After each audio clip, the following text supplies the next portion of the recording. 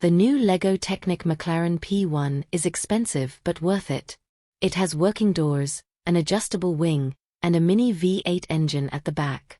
The McLaren P1 is a remarkable machine, and now, it's a remarkable Lego kit. The iconic hybrid hypercar has been officially immortalized as a 1:8 scale Lego Technic model, and it looks fantastic. Such detail doesn't come cheap in the Lego world, however. It costs $449.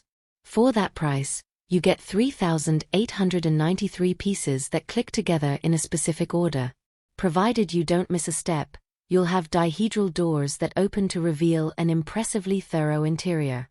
Further back there's a detailed 3.8-liter V8 engine with a 7-speed transmission, tucked into the bay as you'd find on the real car.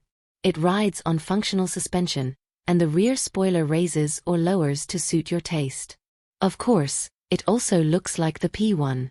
The roof has a sharp peak like the real car, and the side intakes follow proper lines to the back. Lego designers worked with McLaren to get all the details dialed in, including a proper shade of yellow for the bricks. But it wasn't easy getting all these P1 features and functional elements into a small-scale Lego creation. We wanted to capture these details in the best way possible with our Lego Technic model, and we did not want to compromise in any way, said Casper René Hansen, designer at Lego Group. Therefore, we worked on multiple variations of the car to test different designs. We also faced a huge challenge with the iconic butterfly doors because they needed a new mechanism to stay open.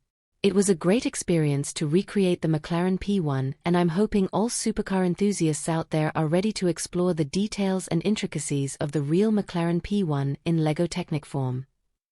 The P1 is part of the Lego Technic Ultimate Car Concept Series, joining other notable hypercars like the Bugatti Chiron, Lamborghini Sián, and Ferrari Daytona SP3.